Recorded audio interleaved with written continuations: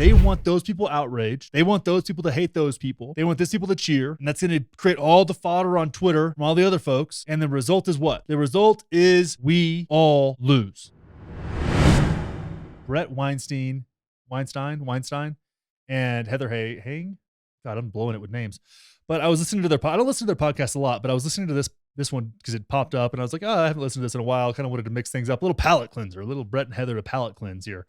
And they were talking about trans issue, which I don't get into a ton, right? I'm actually really excited. I don't know why people are boycotting Target and I don't care.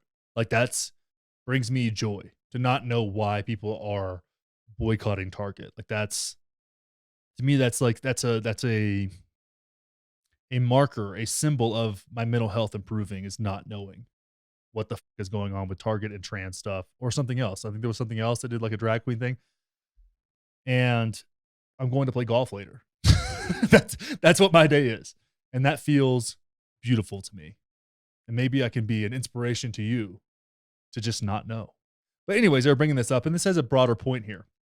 But this came around with the press secretary saying that children aren't your children, they're our children. They're everyone's children, which is, and this is about the trans issue, which could be perceived in a handful of different ways. Now, what Brett and Heather do here, I feel like is a really masterful job of explaining how that is perceived and digging a little deeper, and we'll dig a little deeper on their digging after this clip. Let's go. From a blue believer's perspective, here's what happened. The press secretary said something actually just noble and normal, something everybody understood 2 years ago. And the conservatives are so crazy that they actually thought it was demonic, right? So what she said was, the children are all our responsibility, right? That's not the exact quote, but that's what people who are New York Times readers will have heard. These are our kids. They belong to all of us. They belong to all of us. My point is, they belong to all of us is the most beautiful Mott and Bailey I've ever seen, right? Yeah. There is an interpretation of they belong to all of us that is so obvious and so fundamental to the way a civilization works that no reasonable person could possibly disagree with it. And in the present context, if you say the children belong to all of us, well, not my fucking kids. You keep your hands off them, right? So it is simultaneously the most obvious thing in the world and the most aggressive attack on children you can imagine. And so both sides, the press secretary says it. She gets exactly what she wants. And whoever wrote that phrase, they get exactly what they want, where the home team just like, yeah, of course.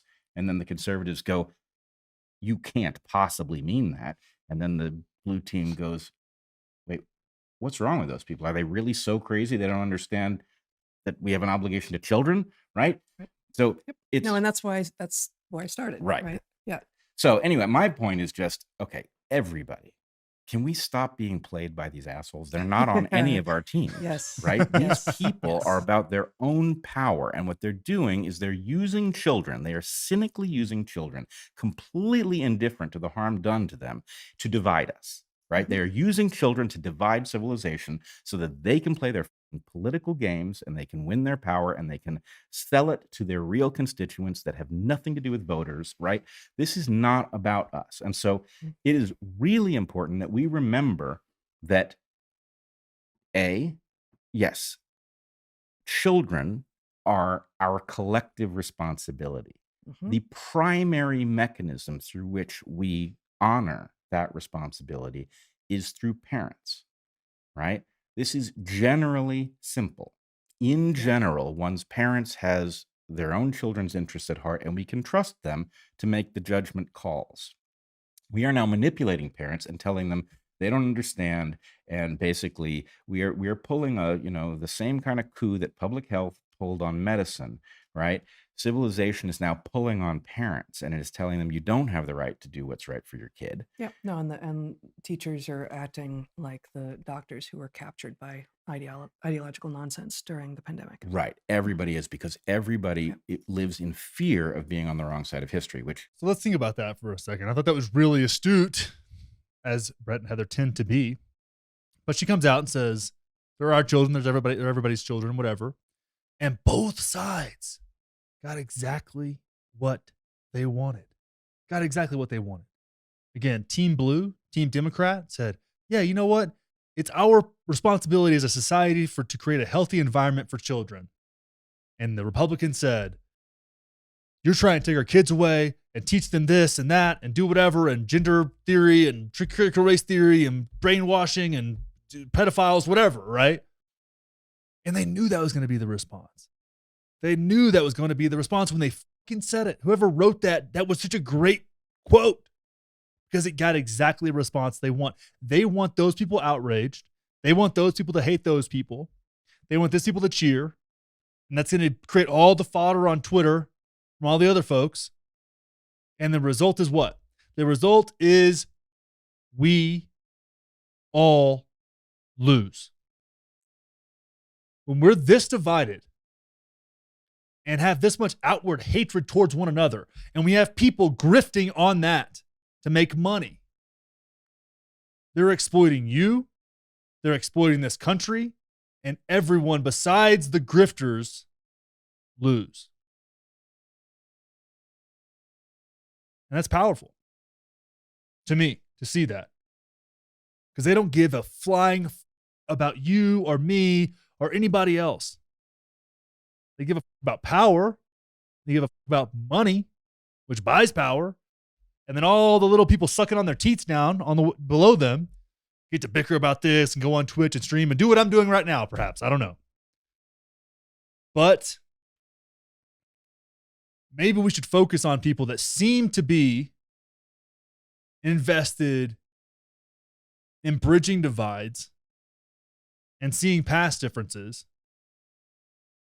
Maybe we should be more invested in those folks and the folks that get off on seeing us divided and full of hate. And it's pretty fucking obvious when someone is driven by making people hate one another. And God damn, it's profitable. God damn, because we have this capacity to hate the other. We have this tribalism within us. It's part of our DNA. And it can be hacked and exploited so easily.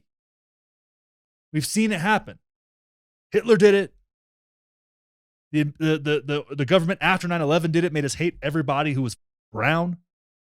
It's insane. We've seen it and we get hijacked into it. It takes a level of mindfulness and groundedness to see that and feel that within yourself, feel that draw to hatred within yourself, and stomp it the fuck out. That is so much harder to do than hate. Hating is fucking easy. It's the easiest thing you can do.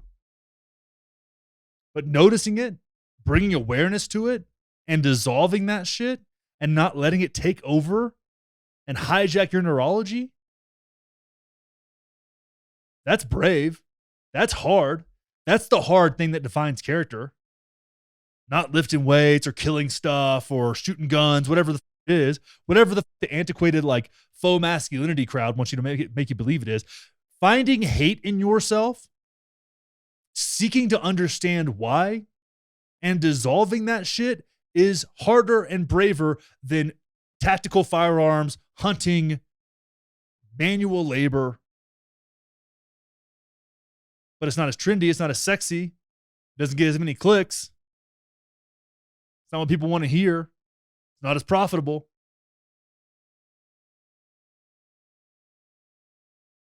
So let's just like think about that. Let's see that for what it is. When one little line like that can spark outrage and do whatever, and shit, maybe it's all a psyop. Maybe it is, because we sure are distracted right now. We sure aren't holding the powerful to account right now. We're being played. We are being played. And you're better than that. I think that you're better than that. I think that I'm better than that. I'm raising my child to be better than that. I think my wife is better than that. I think my friends are better than that. And when someone comes out, like this dude, Josh Trent is his name. He does like some self-help thing or whatever. And he slides in my DMs and just starts calling Democrats pussies and all this other shit, which I'm not afraid of calling somebody a pussy, but let's be real. That motherfucker got the person to call people pussies. You know what I'm saying? When you have these people coming in and sliding your DMs being like, yeah, these pussies, they just want to take over and do this. have a nuanced conversation about it here. Right? Maybe you're being intellectually weak, but also demonstrating some kind of virtue to your audience or your crowd. While the hate slips in and plays you, the ego slips in and plays you because you know down deep that dividing people and making them hate each other is profitable. So by that standard, who's the pussy?